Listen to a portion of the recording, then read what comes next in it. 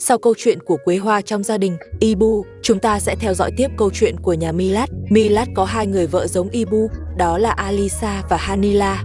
Hanila thì hiền lành tử tế, còn Alisa thì hung dữ giống Quế Hoa. Hôm nay mọi người theo chân mình tìm hiểu gia đình của Milad nhé.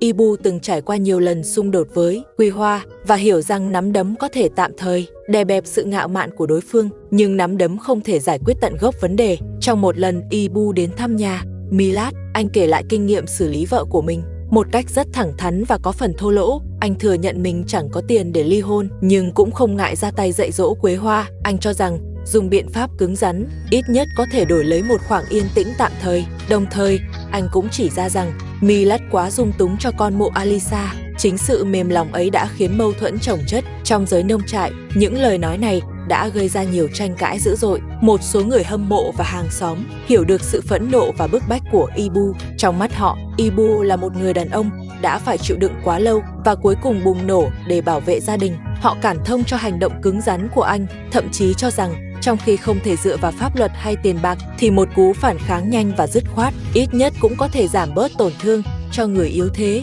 Họ cho rằng sự yếu mềm của Milad đã gây ra những hậu quả thực tế và lời nói thẳng thắn của Ibu đã chạm đúng vấn đề cốt lõi. Nhưng một số người khác lại phản đối mạnh mẽ cách của Ibu.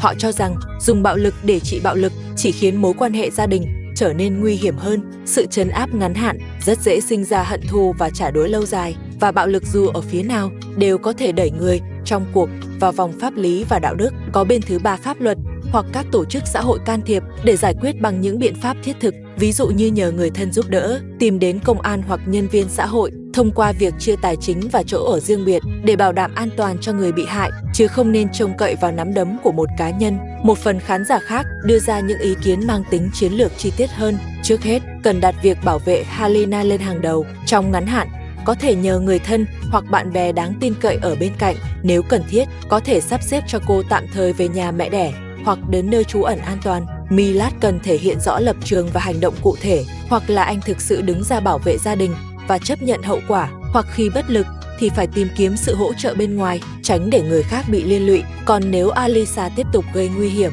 phải giữ lại bằng chứng và xử lý qua con đường pháp lý, chứ không nên để rủi ro leo thang trong im lặng. Nhìn chung, dư luận không đơn giản là ủng hộ hay phản đối quan điểm của Ibu, mà được chia làm hai mặt: cảm xúc thông cảm và lý trí phản đối việc dùng bạo lực để giải quyết vấn đề. Nhiều người hiểu được sự bất lực của Ibu, nhưng họ cũng lo ngại rằng dùng bạo lực đáp lại bạo lực sẽ chỉ tạo ra hậu quả nặng nề hơn. Phần lớn những tiếng nói tỉnh táo kêu gọi rằng hãy biến cảm xúc thành hành động đúng đắn và hợp pháp, đặt sự an toàn của nạn nhân lên hàng đầu và sử dụng các nguồn lực xã hội cùng biện pháp pháp lý kiềm chế kẻ bạo hành và giải tỏa mâu thuẫn, chứ không nên biến chuyện gia đình thành cuộc chiến tự phát trong tay một cá nhân. Khi đoạn video trong nông trại được lan truyền, dư luận lập tức nghiêng về phía chỉ trích Milad. Người xem sau khi chứng kiến Ibu dạy dỗ con mụ Quế Hoa hầu hết đều cho rằng Milad quá nhu nhược. Sự dung túng của anh với con mụ Alisa giống như một sự bất lực kéo dài. Trong mắt mọi người, Milad dường như luôn bao che cho Alisa, để cô ta muốn làm gì thì làm trong nông trại, thậm chí khiến Halina rơi vào trạng thái kiệt quệ tinh thần. Nhiều người xem bình luận rằng nếu Milad có thể cứng rắn như Ibu, dám ra tay kịp lúc, thì có lẽ con mụ Alisa đã không dám tiếp tục làm loạn nữa.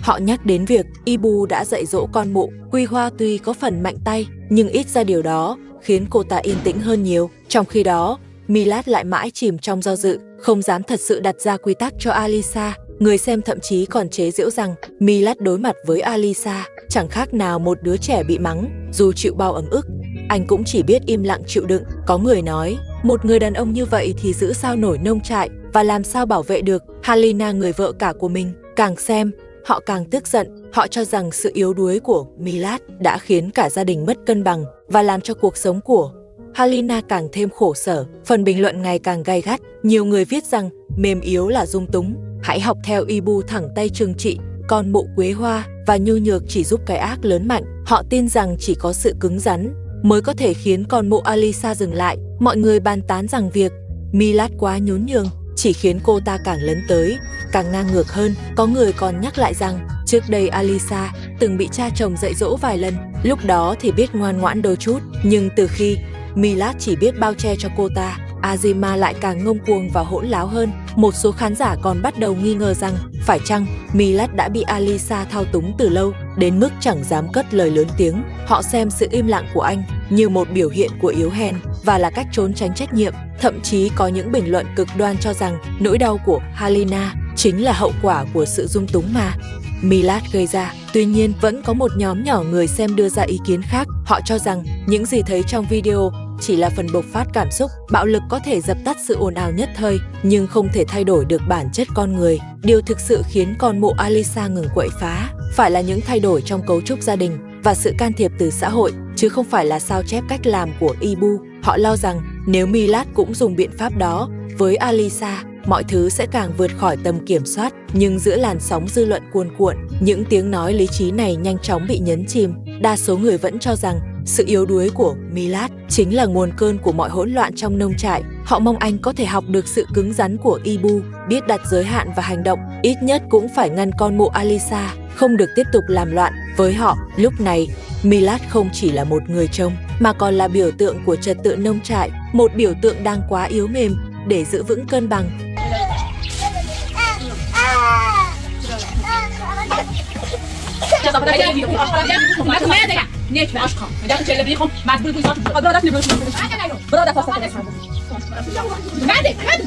Trên cánh đồng bao la ấy, người cha già là người bận rộn nhất trong gia đình. Khi Milad và Alisa tranh cãi dữ dội, tiếng cãi nhau vang như dao cứa, xé toang bầu không khí yên bình. Người cha già vẫn như một ngọn núi vững vàng, lặng lẽ tiếp tục công việc đồng áng của mình. Người cha già hiểu rõ, mảnh đất này gánh vác niềm hy vọng và tương lai của cả gia đình. Cỏ dại trong nông trại, dưới ánh mặt trời mọc tùm không kiểm soát, chúng quấn quanh cây trồng, hút cạn chất dinh dưỡng của đất. Người cha già cúi xuống, những giọt mồ hôi lăn dài trên trán, rơi như mưa, thấm vào mảnh đất khô cằn, rồi tan biến ngay tức thì. Động tác của ông điềm tĩnh và thành thục, như đang thực hiện một nghi lễ thiêng liêng, muốn xua tan mọi hỗn loạn và hoang vu ra khỏi mảnh đất này.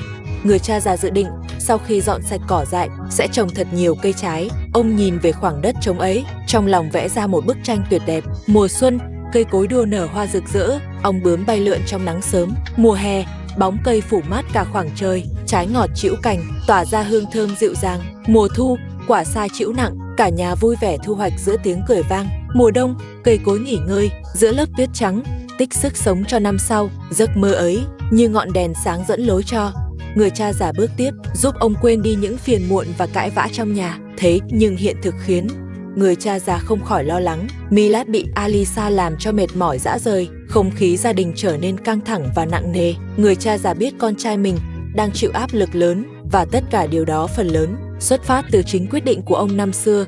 Khi xưa, chính người cha già sau nhiều đắn đo suy nghĩ đã tát thành cho Alisa và Milad nên duyên vợ chồng. Ông từng hy vọng cuộc hôn nhân này sẽ mang đến sức sống mới và niềm vui cho gia đình.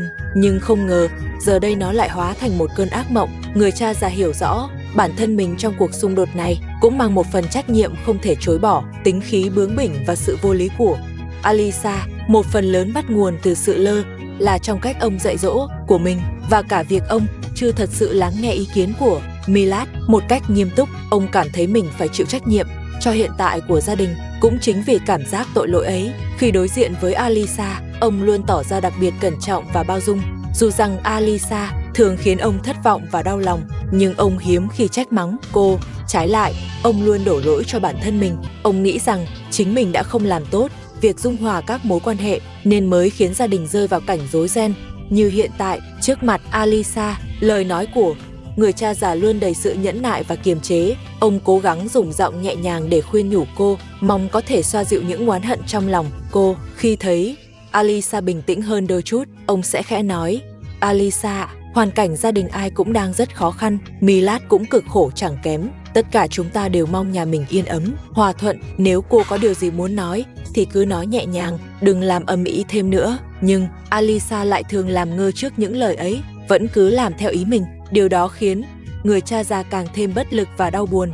Đối với Milad, người cha già cảm thấy nhiều hơn cả là xót xa và bất lực. Ông nhìn con trai mình bị Alisa hành hạ bởi sự bướng bỉnh và cố chấp đến kiệt sức, nhưng lại không biết phải làm gì để giúp con thoát khỏi cảnh ấy. Ông chỉ có thể trong khả năng của mình cố gắng hết sức vì gia đình, hy vọng bằng công sức của mình có thể giúp con trai vơi bớt gánh nặng. Mỗi lần thấy bóng dáng mệt mỏi của Milad, trái tim người cha già lại tràn ngập nỗi day dứt. Ông biết con trai mình vốn không đáng phải chịu khổ như vậy. Chính vì quyết định sai lầm của mình đã khiến con rơi vào hoàn cảnh éo le khó thoát. Sự bận rộn của người cha già không chỉ vì công việc đồng áng mà còn là cách ông trốn tránh khỏi những mâu thuẫn trong gia đình. Khi vùi mình vào công việc, ông có thể tạm quên đi những cuộc cãi vã trong nhà và chìm vào những ước mơ đẹp về tương lai. Ông mong rằng bằng đôi tay lao động chăm chỉ có thể mang lại cuộc sống tốt đẹp hơn cho gia đình, cho Milad và Alisa một mái ấm yên bình hơn. Những ngày làm việc trên nông trại, người cha già gần như không còn thời gian để quan tâm chuyện trong nhà.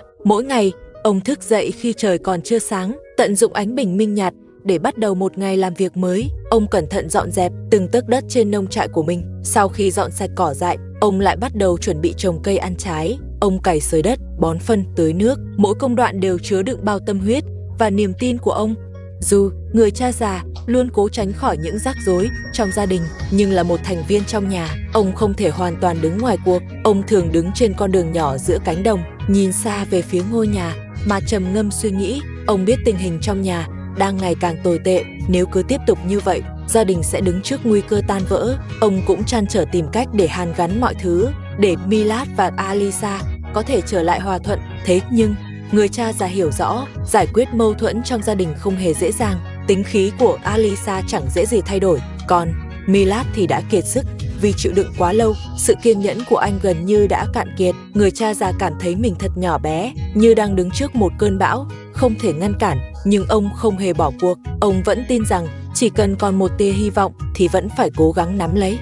Trong những ngày lao động ở nông trại, người cha già không chỉ làm việc vì gia đình mình mà còn đặt nền móng cho tương lai của cả nông trại. Ông chăm sóc tỉ mỉ từng gốc cây, từng nhành lá, hy vọng chúng sẽ lớn mạnh từng ngày. Trong tâm trí ông dường như đã thấy được một mùa vụ bội thu trĩu nặng quả ngọt. Đó là giấc mơ đẹp nhất trong tim ông, là lý tưởng sống của ông và là nguồn sức mạnh giúp ông bước tiếp mỗi ngày. Giữa gia đình và nông trại, ông nỗ lực tìm kiếm sự cân bằng mong manh. Bằng chính đôi tay lao động cần cù, ông lặng lẽ bảo vệ mái ấm nhỏ của mình. Dù con đường phía trước còn đầy chông gai và thử thách, nhưng ông vẫn luôn tin tưởng chỉ cần trong tim còn ánh sáng hy vọng thì nhất định sẽ đón được một ngày mai rực rỡ.